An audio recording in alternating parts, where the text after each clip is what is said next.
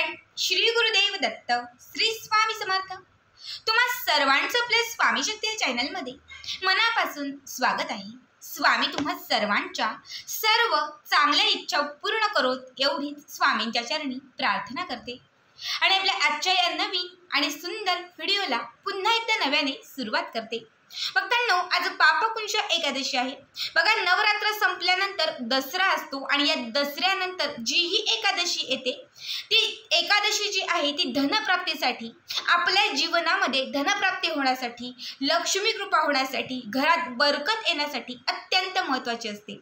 आणि ही जी पापकुंश एकादशी आज जी आहे तिचा योग जो आहे तो अत्यंत मोठा आहे.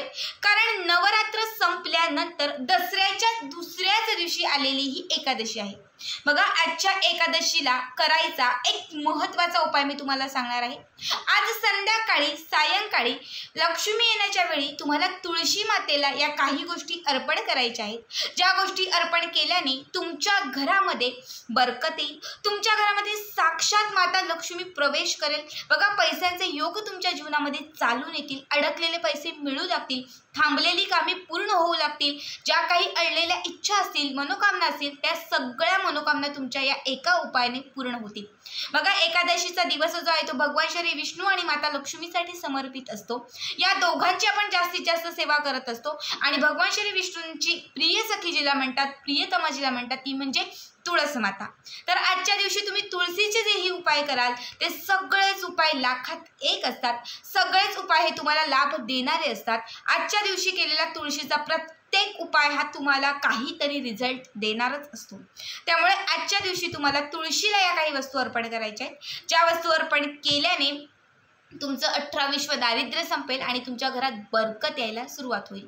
आता कुठल्या गोष्टी आहेत ज्या आपल्याला अर्पण करायच्या आहेत, तर हे सगळं काही मी तुम्हाला आजच्या व्हिडिओमध्ये सांगणार आहे. त्यासाठी व्हिडिओ शेवटपर्यंत पहा आणि जे चॅनलवरती नवीन असतील त्यांनी लगेचच आपल्या चॅनलला सबस्क्राईब करा.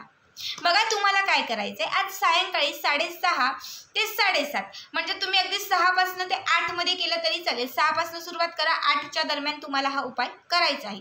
या उपायासाठी तुम्हाला एका ग्लासमध्ये कच्चं दूध घ्यायचं आहे. ठीक आहे, कच्चं दूध आणि त्याच्यामध्ये तुम्हाला थोडंसं हळद टाकायची आहे. आता कच्चं दूध म्हणजे काय, तर तुम्ही जेही दूध आणाल, सगळ्यात पहिले मी सांगेन गाईचं आणा, नसेलच तर म्हशीचं आणा. मात्र ते दूध जे आहे ते उकळलेलं नसावं आणि जे उकळलेलं दूध नसतं त्याला आपण कच्चं दूध असं म्हणतो. ठीक आहे, अर्ध्या ग्लासमध्ये हे दूध घ्यायचं आहे. यामध्ये थोडंसं गंगाजल असेल तर ते टाकायचं आहे, नसेल तर घरातलं जे स्वच्छ पाणी असतं ते टाकायचं आहे.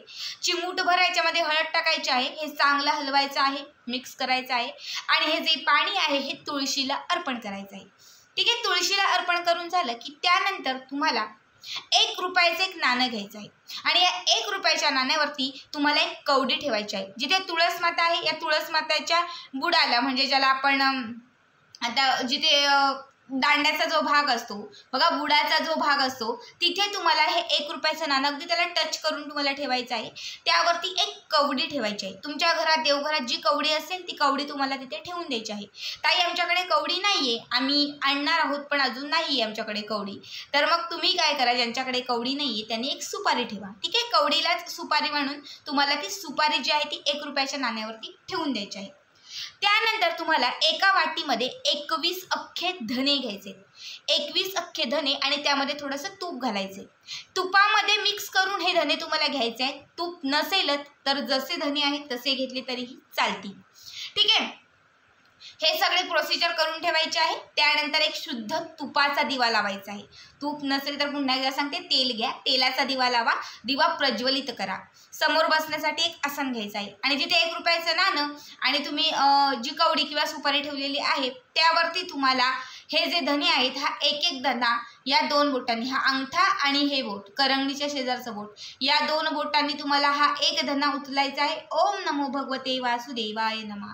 दुसरा धना उचलायचा, ओम नमो भगवते वासुदेवाय नमः. असे करून 21 धने त्या सुपारीवर किंवा कवडीवरती तुम्हाला अर्पण करायचे. 21 धने पूर्ण झाले की त्यानंतर थोडंसं हळद कुंकू अर्पण करायचं आहे. त्यानंतर थोडीशी अक्षता अर्पण करायची आहेत आणि तुमची जी इच्छा असेल ती इच्छा मनोमन तुम्हाला व्यक्त करायची आहे. माझी ही इच्छा आहे, या इच्छेसाठी मी हा उपाय करत आहे. तर नोकरी असेल, व्यापार असेल, उद्योगधंदा चालावा म्हणून असेल किंवा शैक्षणिक कुठल्या गोष्टी असेल, विवाह असेल, जीही तुमची इच्छा पूर्ण व्हायची आहे त्या इच्छेसाठी तुम्हाला तुमची इच्छा बोलायची आहे. हे सगळं करून झालं की त्यानंतर तुम्हाला त्या तुळशी मातेला प्रदक्षिणा घालायच्या आहेत. 11 प्रदक्षिणा घालायच्या आहेत. ओम नमो भगवते वासुदेवाय नमः या मंत्राचा जप करायचा आहे. ठीक आहे. 11 वेळा प्रदक्षिणा घालून झाली की त्यानंतर तुमची जी कुठली कामं असतील ती तुम्ही करू शकता. ठीक आहे. आता 6 ते 8च्या दरम्यान तुम्ही करणार आहात उपाय. हे सगळं जे काही आहे धने वगैरे सुपारी हे सगळं तसंच तिथे ठेवून द्यायचं आहे. त्यानंतर तुमची जी काही कामं असतील ती तुम्हाला करायची आहेत. कामं वगैरे उरकली रात्री झोपण्याच्या अगोदर म्हणजे रात्री 12च्या अगोदर एकादशीचं व्रत संपण्याच्या अगोदर तुम्हाला एक लाल रंगाचा किंवा पिवळ्या रंगाचा एक कपडा घ्यायचा आहे.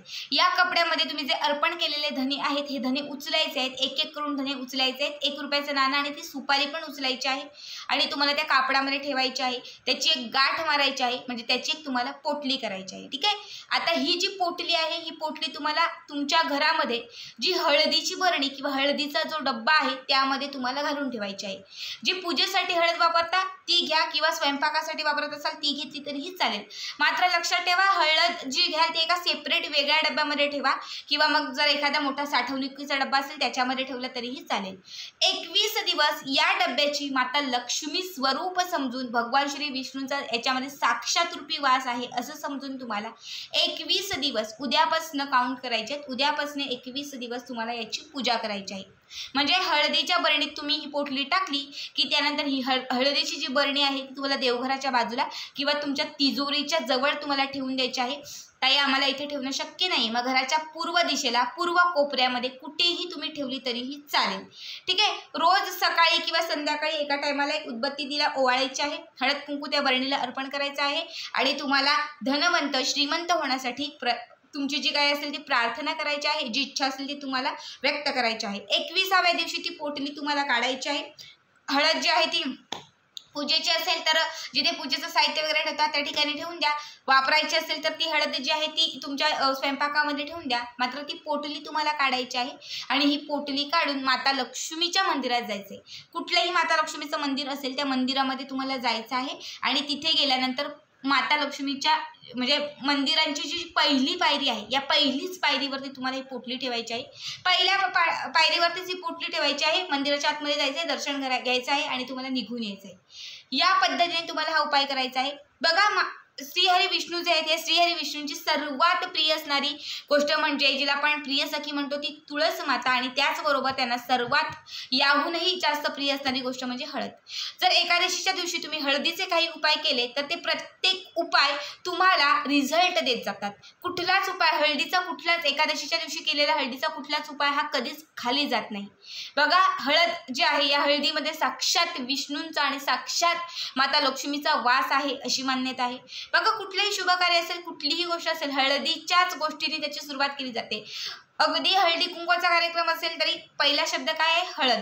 अगदी लग्नाची सुरुवात असेल तर हळदीचा कार्यक्रम आपण पहिले करतो आणि त्यानंतर आपण लग्न लावतो. हळद अशी गोष्ट आहे जी नकारात्मकता शोषून घेते, घरातील वाईट शक्ती शोषून घेते आणि घरामध्ये सकारात्मकता पसरवते.